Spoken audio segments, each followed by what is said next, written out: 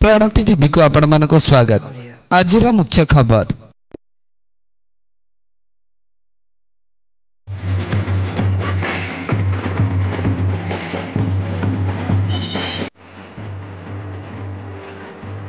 गंजाम जिलार सदर महकुमा छत्रपुरस्थ अंचल मिनी स्टेडियम रे संगठित दुईदिनिया अंतः विद्यालय स्तरीय फुटबॉल टूर्नामेंट सोमवार उद्यापित हो जाइछि, जहाँकि शनिवार पूर्वाह्न रे अनुष्ठित एही दुई दुनिया मैच को छत्रपुरर विधायक सुभाष चंद्र बेहेरा आनुष्ठानिक भावे उद्घाटन करिसेंति।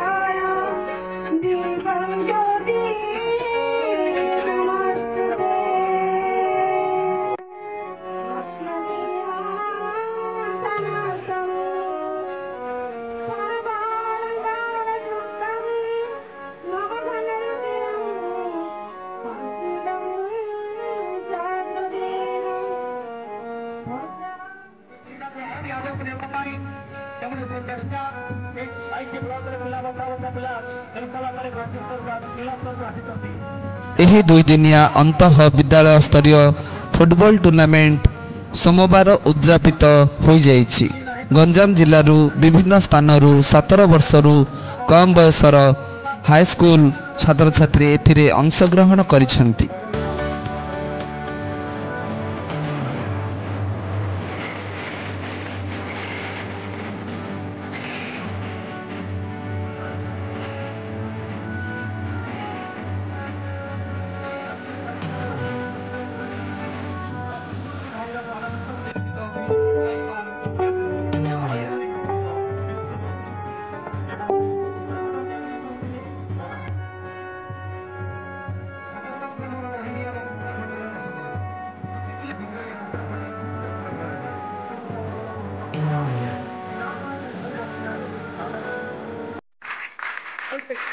I declare the district level inter-school football tournament for under 17 years boys and girls open.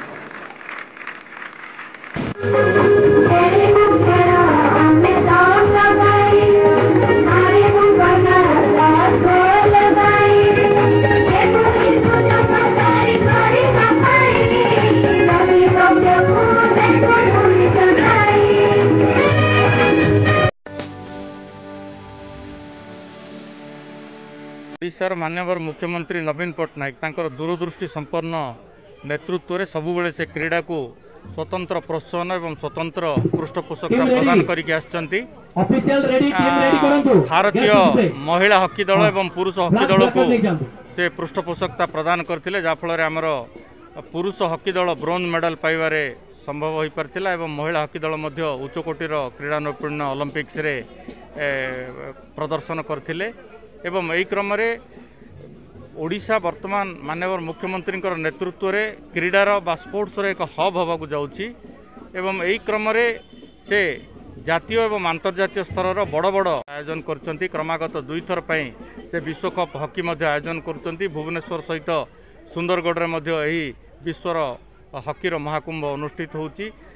आज वर्तमान जो अंडर 17 महिला विश्वकप फुटबॉल जो कलिंग स्टेडियम ठारे चली फुटबॉल को तृणमूल स्तर में पहुँचाई स्कूल स्तर में खेलाड़ी मानू फुटबॉल खेल प्रति आग्रह सृष्टि करने माननीय मुख्यमंत्री ओडिशा राज्य सरकार क्रीड़ा विभाग एवं गणशिक्षा विभाग तरफ जो उद्यम आरंभ कर 5T मो सरकार माध्यम मु माननीय मुख्यमंत्री को अत्यंत कृतज्ञता ज्ञापन करुच्ची। आज गंजाम जिला स्तरीय आंत विद्यालय जो फुटबॉल अंडर 17 टूर्नामेंट जो होउची ए टूर्नामेंट मु सफलता कामना करुच्ची।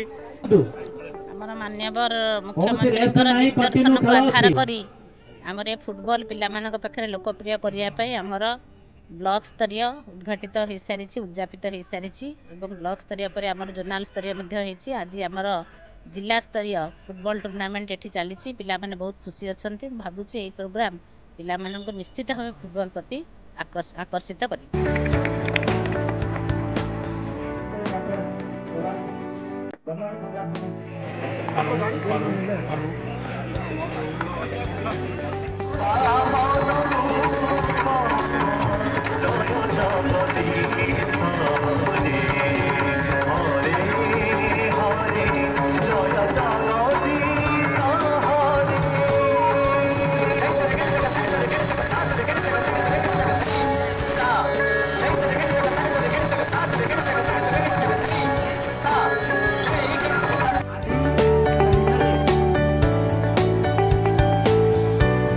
प्रथम सेमिफाइनाल मैच रे दिगपहंडी सह भंजनगर बालक दल मध्य खेल अनुष्ठित होइथिबा बेले भंजनगर दल विजय होइथिले। सेहिपरि द्वितीय सेमिफाइनाल मैच रे ब्रह्मपुर महानगर सह हिंजिलिकाटू मध्य खेल अनुष्ठित होइथिबा बेले हिंजिलिकाटू दल विजय होइथिले।